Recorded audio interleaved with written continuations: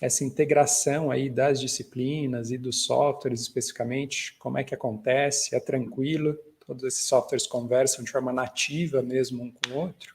Então, dentro da parte de infraestrutura, né, na área de infraestrutura, nós integramos o projeto de terraplanagem e pavimentação juntamente com o projeto de drenagem dentro do Civil 3D. Um único software, né, onde a gente desenvolve esses dois projetos. Como que a gente faz isso? Criando fluxo de trabalhos. E aí o fluxo de trabalho, ele é para auxiliar a nossa atividade no dia a dia. Então, inclusive a gente utiliza, por exemplo, planilhas de Excel para descrever o passo a passo do que você deve fazer e sempre conferir, evitando assim erros, porque até profissionais que já atuam bastante tempo desenvolvendo esses projetos podem vir a cometer erros, porque acaba que o processo de projetar, né, desenvolver o projeto, torna-se muito rápido. Então, o que a gente faz? Assim, por exemplo, dentro do Civil 3D, a primeira etapa da nossa rotina de trabalho é criar a superfície do terreno, que é a topografia. Então, a gente precisa saber as características topográficas daquela região de estudo. Geralmente é um loteamento, né? A gente está acostumado a trabalhar, ou condomínio fechado.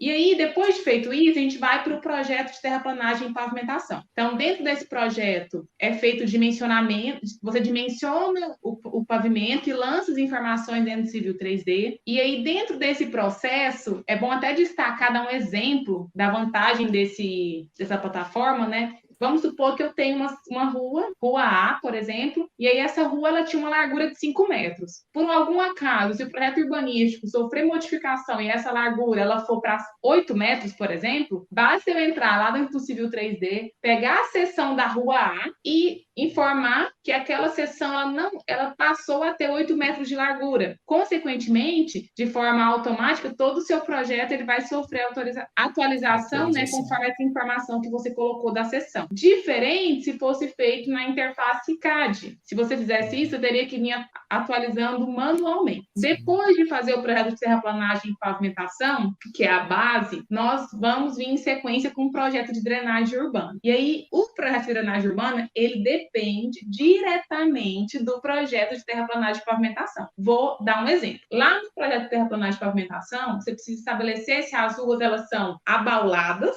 Então, tem a chuva, quando ocorre eventos chuvosos, parte da chuva escoa para o lado esquerdo, parte escoa para o lado direito. São as ruas abauladas. Quando eu tenho ruas abauladas, o projetista precisa colocar bocas de lobo, né, nos dois lados da rua, nos dois meio-fios, as duas sarjetas. Quando eu tenho ruas chapadas, que o caimento é para apenas um lado, o projetista vai vir colocando bocas de lobo em apenas um lado. Isso parece ser básico, mas se você passar a andar pelo município onde você mora, você vai conseguir encontrar vários desses problemas, onde nós temos ruas que o caimento da rua é para o lado direito, só que as bocas de lobo estão aqui, do lado esquerdo, ou seja, não captam água nenhuma. E isso vem por uma falha de projeto. Tem abaulado, tem sobe mato, né? Isso. Então, assim, são as vantagens. Você que já esteve aqui em Jataí, talvez você tenha reparado que aqui nós não temos esse problema, porque aqui nós não temos bocas de lobo. Então... Aqui, quando tem esse problema também, mas aqui, quando a gente tem boca de lobo, não é que a gente repara com esse problema aqui também em Jataí.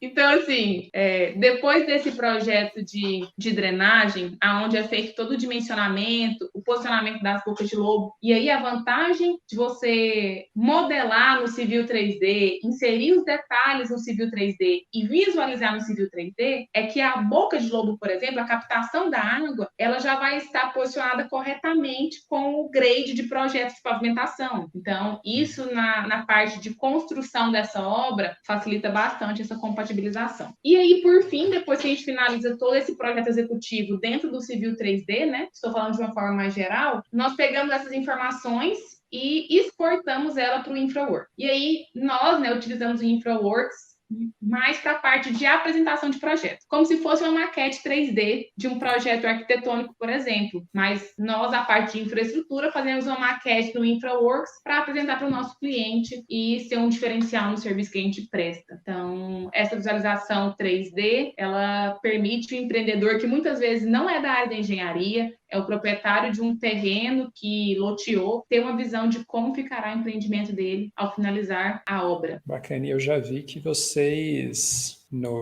pelo Instagram de vocês, especialmente, né? Eu já vi que vocês investem bastante aí nas apresentações, né? Então, eu vejo que vocês têm alguns vídeos, vocês têm renders, né? Essa questão, por exemplo, né, de vídeo e de renders, isso acontece dentro do InfraWorks já, direto? É nativo isso? Sim. Os vídeos, né, com relação ao loteamento, inclusive, que tem lá, não sei se é desse que você está falando, é que teve Acho um que sim. loteamento e um Pesque Pague. Foi tudo dentro do InfraWorks. A própria ferramenta do InfraWorks, né, ele tem lá uma visão realística, né, que você pode configurar, mas é tudo dentro do InfraWorks. Ele já tem a ferramenta de filmagem e tudo, é nativo. Um detalhe assim, importante do Civil 3D, que a Débora comentou, né, é que o Civil 3D ele não dimensiona o pavimento, né? A gente estava falando de dimensionamento de drenagem, dimensionamento de rede, mas o Civil 3D não dimensiona o pavimento. Você tem que informar para ele, né, a espessura das camadas e tudo, mas ele não dimensiona em si. Tá. Tem alguma ferramenta para pavimento que faz esse dimensionamento? Como é que é esse Pois é. processo de Hoje a gente vocês? está num processo de transição, né? Porque a gente tinha um método de dimensionamento de pavimentos do Denner, que já é um método assim bastante antigo e já há algum tempo defasado, né? Então, já há algum tempo a gente vem implementando, né? A gente não, né? Vem se implementando no Brasil métodos mais avançados, que a gente chama de métodos mecanísticos. Hoje o próprio DENIT, ele disponibiliza um softwarezinho que chama Medina, que dimensiona pavimentos através desse novo método de dimensionamento. Esse novo método, ele ainda não... ele passa a ser cobrado, né, o dimensionamento mecanístico, ele passa a ser cobrado para obras federais, né, para obras públicas, mas ele ainda não é obrigatório para o dimensionamento de todos os nossos tipos de obra, né? Entendi. Ok, bacana. É bom saber, né? Até porque a gente está com público aqui de estudantes de engenharia, né? Então, e outra coisa legal aí da fala da Débora, né?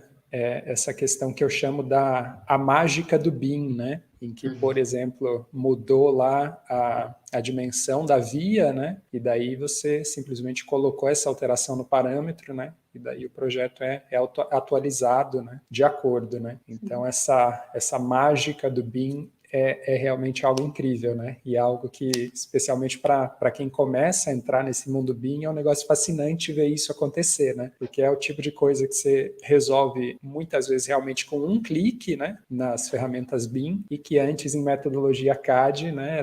Era um trabalho assim absurdo, né? Então, super bacana esse exemplo, realmente. Essa é a vantagem de passar por essa transição de CAD para BIM, né? Que você passa também a valorizar todo o seu esforço para dominar essa interface do BIM, porque vem colhendo esses frutos, essa facilidade de atualização de projetos, Qualidade também, né? qualidade do produto que você oferece para os seus clientes, então é um diferencial considerável e a ser considerado por profissionais, né, na hora de investir nesse tipo de aperfeiçoamento. Sim, nessa listinha de benefícios eu costumo falar sempre também da questão de confiabilidade, né? Porque, obviamente, que né, até por ter essa integração, enfim, das vistas todos, né? Passar a ter menos essas coisas que dependem de ações manuais, né? Você consegue ter uma confiabilidade muito maior, né, no projeto, enfim, né? Tá menos sujeito a erro, né? Ao erro humano ali no processo. Então, super bacana.